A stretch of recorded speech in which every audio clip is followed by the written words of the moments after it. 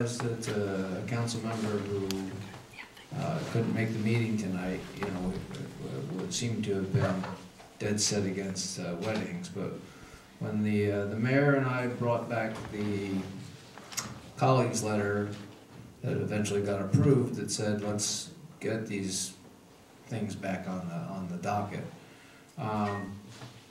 The only concern that we had was that not whether or not it's a wedding or not, but that it was the size, because it was the parking that was the issue, that there were no parking places and there were a limited number of parking spaces. And I remember, we had a detailed report and said, you can have about 150 cars or something like that. I think it's 124, I forget what the exact number was, but if you park on the grass, etc., because there were only a certain number of spaces. So, as you say, let's resume it. Are we putting a size limitation on these? What staff's assumption was going to be is that limit of 200 people was still going to be in effect. Okay, and so is there going to be a way that we're going to be able to control the number of people, or they're just going to, we don't have a guard there. Well, so it's going to be on the permit, no more than 200 correct. People, and we actually have a way of controlling it because the caterer is charged by the head. So see, I think they that will be happy to tell us how many people were there. all we're doing is to direct staff to bring back to us a plan for returning event rentals to the park so that it can be used as a money-making event, because we're losing revenue, and I'd like to see that happen. And I know that it's getting really late, so are there any other council comments on this? Comments, but okay, so can I ask for public comments on this? I'll bring it back for council comments. okay, my only other comment would be that with regards to the size, but also the caterer, I think that the input that we got when we put the item back on, the input from the community is that in many cases they wanted to use their own caterer. So and that we discussed the fact that people were going to potentially be able to do that, and there would also be a pricing differential for people in town or out of town. And I don't know, and at that time there was going to be a discussion from staff, and staff was going to come back with a proposal as to what that might look like. And so is that going to be part of this final proposal? yes, if the direction is you would like to see a pricing plan to reflect local and non-local, that we will certainly do that. With regards to the catering, I think there was a misunderstanding, because although we had a catering company staff, people were allowed to use whatever caterer they wanted. So there wasn't any sort of limitation on who they could use. Anyway. Thank you. Vice Mayor? Yeah, one of the things I'd like to have the city manager follow up on, and something we discussed briefly the other day, was setting up a reserve account or a control account for the park that would capture all the revenues and all the expenses, and so that we would have better visibility on an ongoing basis as to how we're doing there. And I think that the play school revenue ought to be part of the revenue that's assigned to the park, and any other revenue that is generated there. One of the objections, or one of the things that caused a big headache before, was that the town staff member was booking, I think, 2 events, 2 weddings on Saturday and 2 on Sunday, in a lot of the times. And I think we need to start out by being cognizant we want to have a balanced usage of the park. We don't want to turn it all over to a money-making kind of a thing. Little League stops, I think, about end of May or early June as far as their games, and don't begin to operate again, I think, until late fall. So there are a number of months there where you have weekends, and maybe to start out with, you might think about having only one major wedding a weekend, and see how that works out. And if it looks like you still have capacity to add another one on the second day or something like that, but I wouldn't just turn the spigot on and try to maximize the number of events right off the bat. I'm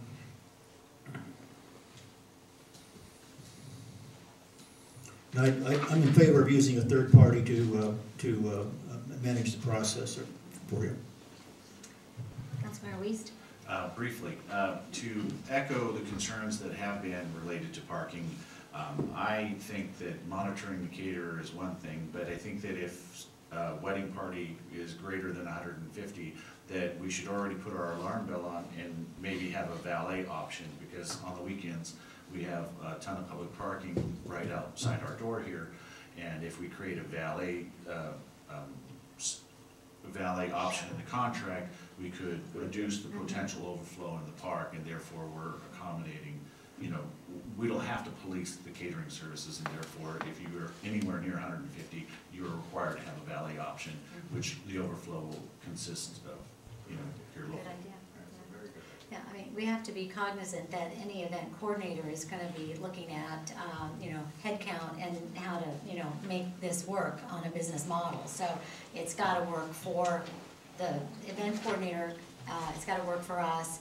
I think staff kind of has, the temperature of the council and the concerns of the community in mind when you go out for your RFP or your event coordinator to discuss it with them, to make sure that some of these issues are issues are being addressed. And I just want to say though, I got my Town and Country magazine today, so weddings are in the air. So I think time is of the essence. And look, feathers are pretty, don't you think? They're cute. I think we should all wear feathers to the next meeting. Isn't this cute? Yes, I think you look good in feathers. I just came back from a wedding. I'm getting giddy, but I opened this as, weddings in the park, it's great. So I really would like to call for a motion to direct staff to proceed with the investigation for the resumption of full event bookings at Holbrook Palmer Park. There's a motion and a second. All in favor? Aye. Aye. Any opposed? No. Passes unanimously. Thank you very much. Okay. So item number 21. We're getting to the fun part now. Garbage and recycling. So it's our ecology report and update with City Manager Rodriguez giving the report. Thank you, Madam Mayor, members of the council. As you know, the town's a member of the SBWMA, 12-member agency that owns and operates the Shoreway Environmental Center. They're responsible for providing direct strategic oversight, support, and management of service providers that collect, process, recycle, and dispose of waste. Member agencies have an opportunity to adjust collection rates based on an analysis that's done every year. The 2013 rates adopted by the SBWMA for Atherton remain unchanged.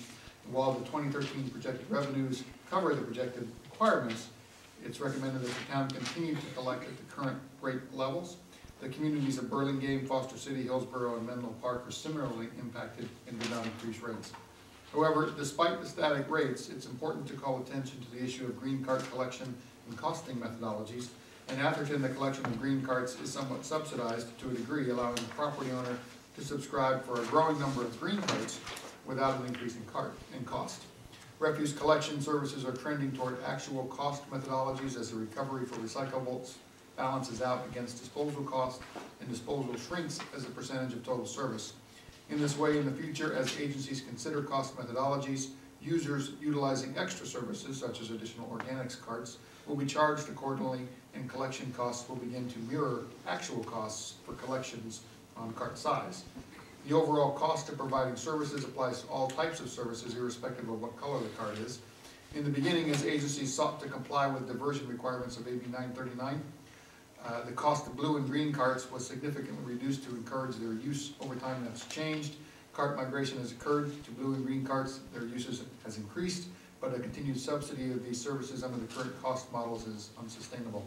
Future rate models will result in an increase in the cost of blue and green carts in an effort to equalize the revenue stream to a more equitable service model.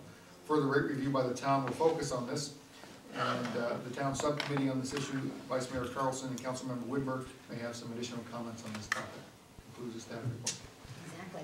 You want to take it? Yeah, thank you. What we did, and told the public back in November, a year and a half ago, was that the rates that we set in place would be good for at least 2 years, and so we're good to our word on that. One thing that we need to look at, City Manager, is the commercial rates. They may need some adjusting. We were late to do that last time. And we didn't raise them as much as we thought maybe we could have. There was a study that was done by Kathleen, the finance person that we had here. You know, this was a very important rate that we need to agree to, because from here on out, moving forward, there is a CPI index applicable to this, so this rate is kind of your base rate.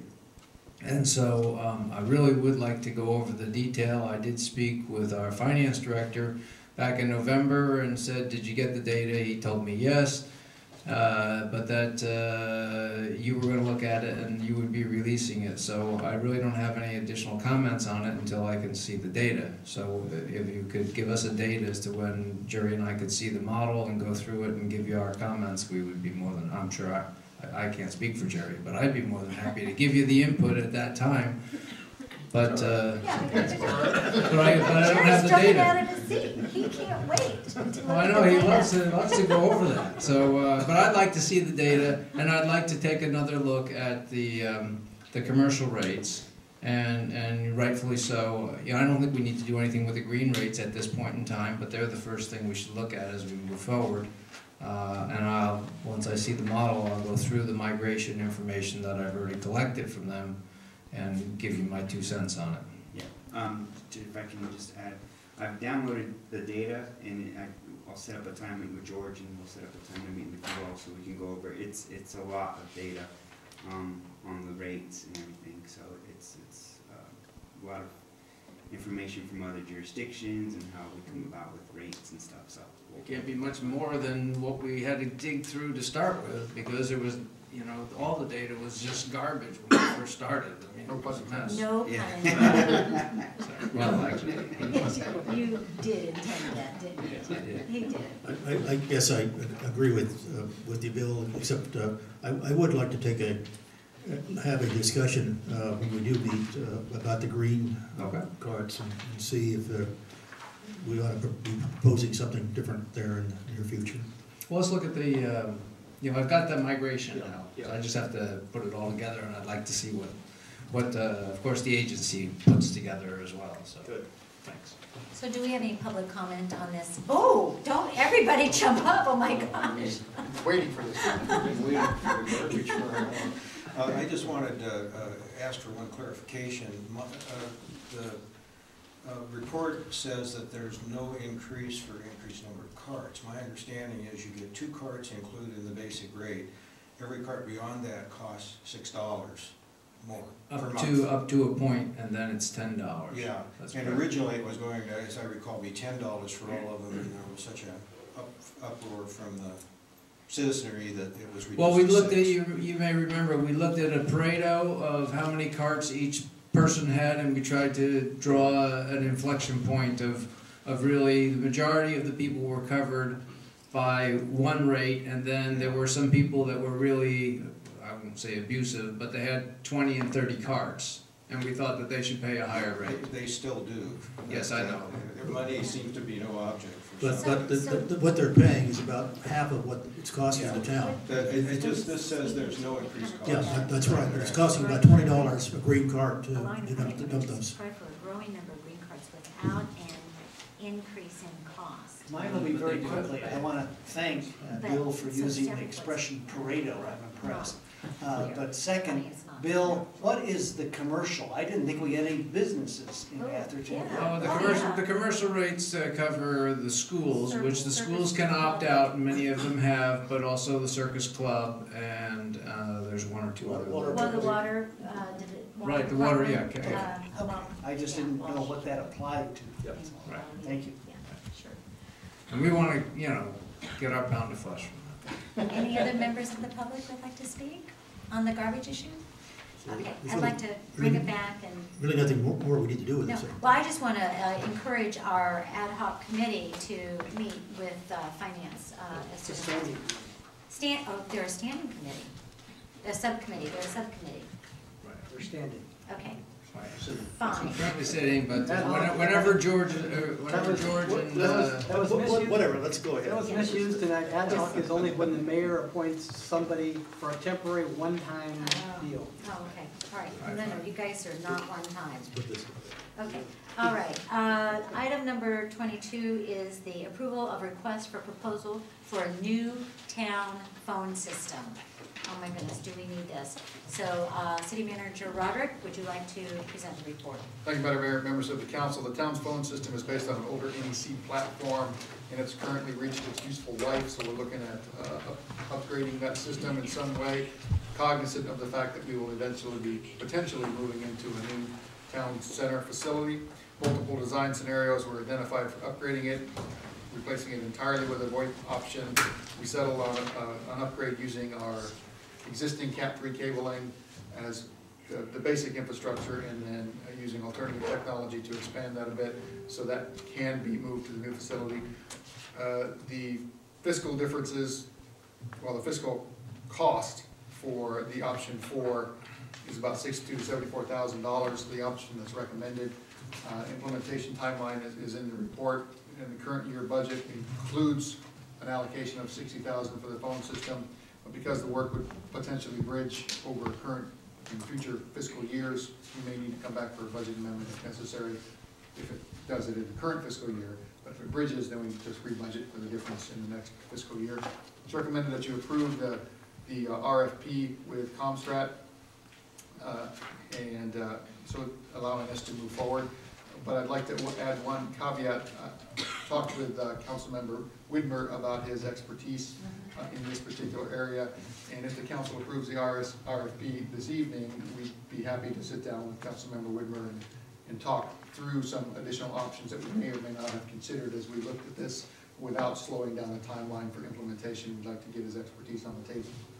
Has Councilmember Widmer agreed to that? Would Councilmember Widmer yeah, agree to that? I had offered that, and actually Danielson as well as Teresa. No objection. No objection. Okay, fine, no problem. Yeah, I had said before, for the last 2 years. Okay. And so this would just be input for the RFP that we have here in our packet. I've looked at it. There are numerous typographical errors. Please take a look at it and make it, and I've given it to Spell check. Oh my gosh, it's really bad. Well, that's what you get when you outsource it to these. Well, you know, so. We'll correct the typographical issues. Well, we'll get Councilmember Widmer's yeah. input with respect to. It didn't give me a warm and fuzzy that these guys knew what they were doing, but, you know, I will. That's why we're gonna get some. Let's move ahead, gang. Okay, all right, so we're going to move to, Approve the Approve the RFP RFP. with the recommendation that we get Councilmember Widmer's Yes. input into the process. That would be either, paper and. any public comments on this? No? I so move. And Second. all in favor? Aye. Aye. Okay, there's council reports from myself and from Vice Mayor Carlson, but from no other. I didn't have any other meetings. I was out of town for the December meeting, and You haven't reported on San Diego. I still have, I'm still working. Yeah, that was September. Okay, I'm just gonna say, I'm gonna hold you guys' feet to the fire, because I'm gonna have a list of your council, your committee things, and if you don't get a written report, you're gonna have to do a verbal report, okay? Just because we need to have. Well, the minutes of the committee meetings, of course, I only have the one. I think your color commentary is really important too. Okay, so future agenda items. We have a future agenda item that was signed by Vice Mayor Carlson and Councilmember Widmer, having to do with, would you like to present this? Sure, thank you very much. As many of you know, several residents of Atherton are very, very involved, along with our rail committee, in trying to fight the high-speed rail activities that's going on. And to that end, they've invested countless hours, taking countless trips, etc., preparing reports that many of us either get briefed on or have been principal reviewers on, and that actually have swayed some of the opinions in Washington and some opinions in Sacramento, but not a whole lot. There now is a coalition building with some of the people in the Central Valley where they're planning on starting the activity, as well as up here on the peninsula. Make it summary, just not too long, let's just do this, okay, because. So, okay, so they're needing to raise about $50,000, and I spoke with to William and said that I would bring forward with Jerry's approval to see if we would be willing to make a donation to his committee. I similarly wrote a letter to Peter Otaka over at Menlo Park, and he said he would discuss it with his city manager as well for making a similar number as well. So what we have to do is vote up or down if we're going to bring this back to council next month. Right. So I'll call for a vote. Yes? Yes. Aye? Yes, aye. No? Okay. So we're going to bring this back to council next month, if we can put it on the agenda, because I think time is of the essence there. There's one other colleague's memo having to do, again, this is from Vice Mayor Carlson and Mayor Lewis. Would you like to present it? Okay. We're requesting that council consider putting on the February 2013 agenda a resolution reflecting our safety concerns about our holdout station platform, and stipulating that the San Mateo County Transportation Authority and Caltrain remove at its earliest possible date the holdout platform and cease the holdout rule for the Atherton Fair Oak Station. Now, this was, instigated by a member of our public who is sitting here, Greg Conlon, brought us to a meeting with Miriam Lee up at Caltrains, and there were two other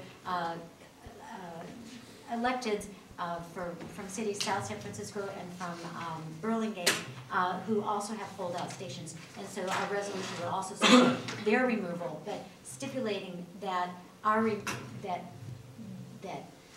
Caltrains remove our holdout stations at the earliest possible date. So we are requesting that this be brought to council for further discussion, and a resolution be drafted by Public Works to be presented to us at a February meeting. All in favor?